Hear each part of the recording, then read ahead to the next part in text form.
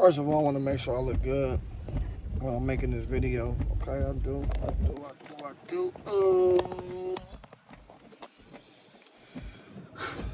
Out here in California, it's raining. Good thing it's not flooding at the moment, but it is raining.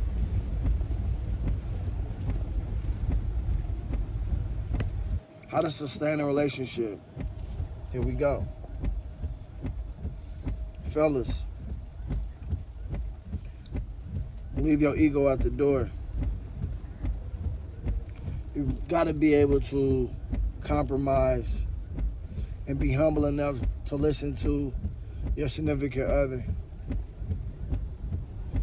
Ladies, you should never ever fight for the power of wearing the drawers. You should never ever fight for the power of being the man, to be the dominant. Be feminine. Ladies and fellas, when y'all get into arguments or scuffles, disagreements, let's say, don't hit below the belt. You know it's that one thing you should never say to your spouse or your significant other. You know it's that one line that should never be crossed. But you do it. And what happens when you do it? It's not a good outcome. Fight fair. Fight fair. Fight with respect. I remember back in the day in the streets, we would fight. You'll knock him down. And they're like, hey, let him get up, let him get up, let him get up. And most people, they don't try to stump him out. But now I'm going to fight fair, let him get up. Everybody, go in your corner, you go in your corner. Let's go. Fight fair. That's fighting fair. Even though they said ain't no such thing as a fair fight. But in a relationship, you should not be at war. You are not enemies. You're not enemies. Don't ever forget the friendship. The friendship is very important. Laugh together. Laugh together. Laughter. Laughter. You don't want to see your friend mad. You don't want to see your friend angry. You don't want to see your friend sad, really on account of you. So you have to be able to control yourself, control your tongue. Fellas and ladies, control them hands. You should not be putting your hands on each other. Once it becomes physical, you both do not respect each other enough that you should all walk out. Don't let no kids be involved. They should never see that. And once you start getting to the point where you feel like you have to put your hands on your significant other, you and them don't need to be together anymore. And if y'all ever did bounce back from that, please really forgive one another. Another thing, forgiveness. If you forgive, I'm not saying it's forgotten, but what I am saying is it shouldn't be a weapon. It shouldn't be a tool to utilize every time you have another disagreement. Actually, if you say you forgive someone, let's talk about the problem at hand and not what happened last year or last week or the month before. Because because you said you forgave me about that. You forgave me for that. So that's both parties. I mean, it sounds like it's hard, but it's really easy to be in a relationship. People say it's hard, but it's really not that hard. It's really not that difficult. Ladies, men want peace. They want respect. Fellas, ladies want to be honored. They want to feel like they're number one. No, not feel like they want to be number one. Treat them as such. Make them a priority. Y'all prioritize each other. And I guarantee if you prioritize each other, nothing else matters. No one else's opinion matters. So that goes with another thing. Don't keep allowing people to dictate your relationship.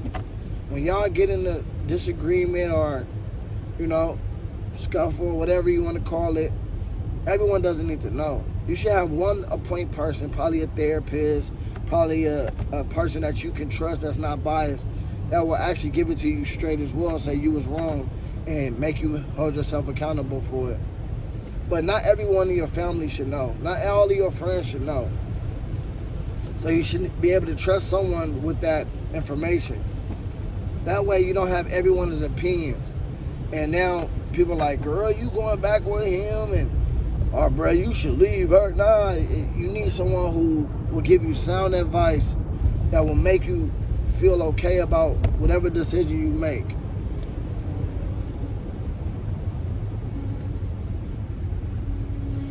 Compromise. If you want to go to sleep and she want the fan on, I mean, cover up in that cover, brother.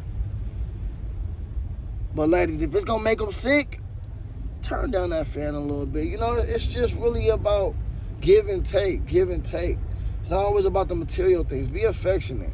Be affectionate. Rub his back, rub her back. Kiss them every time you see them, because you don't know if that's your last time seeing them. You know, tell them you love them every time you can, because you don't know if it's the last time you'll be able to say you love them. Respect your man more than you respect the man at your church or at your job.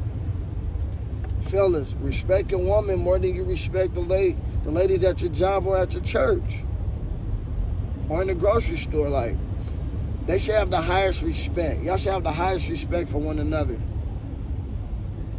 It sounds like it's hard, but it's really not that hard. Even when y'all in disagreement and y'all don't like each other, go in different rooms. Don't go out the house. Don't leave the house. Don't leave mad. I done seen so many movies, I'm sure you have too, where people left mad and that never came back, never made it back. Something tragic happened. And now your spouse is feeling like they're guilty of it. Survivor remorse. And it was just a bad decision to make. Don't go to sleep mad either. Hash it out. You know, get around that table and talk it out. Get on that couch and talk it out. Have good sex.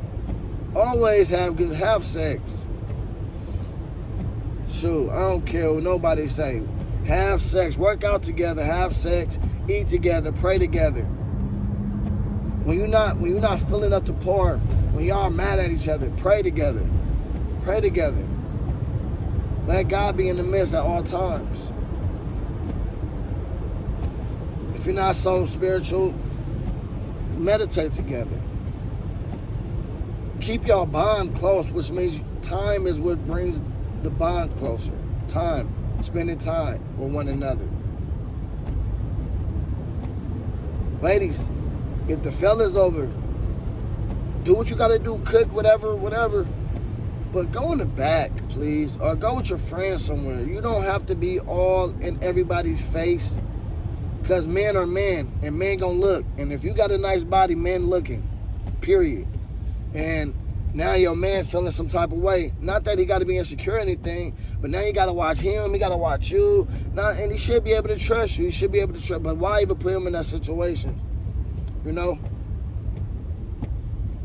Why even put him in that situation? If y'all got the fellas over and it's a game night or something, fix the food, whatever, and go in the back. Go to your room, chill, wait for him to, wait for him to get ready for you. Stop nagging. Ladies, stop nagging your man. Stop calling him every 7 seconds, asking him where he's at and what he's doing. Stop. Let him be. Let him roam. Let him be free. Because I guarantee what Pac say. When I come home, I'm going to love you better. Because now I know you respect me and I know you trust me. But if you don't trust, there's no use to being together. And if you don't forgive them for what they've done, you never will trust them. But that means you have to work on you first. Internally, you have to work on you first. Whatever it is that you haven't dealt with, that you haven't healed from, I would say get it healed before you get into any type of relationship. It's only right for you, but it's really right for them as well. So that's just a couple of my tips that I have. If you have any questions, any concerns, please comment below. Subscribe if you can. If your fingers will let you. Because, some people be acting like they can't push the like and the subscribe and the share button. But if you can, please do it. I ain't a relationship expert. But I felt that many relationships. Your void. You unvalue yourself. I go. Huh? Yeah.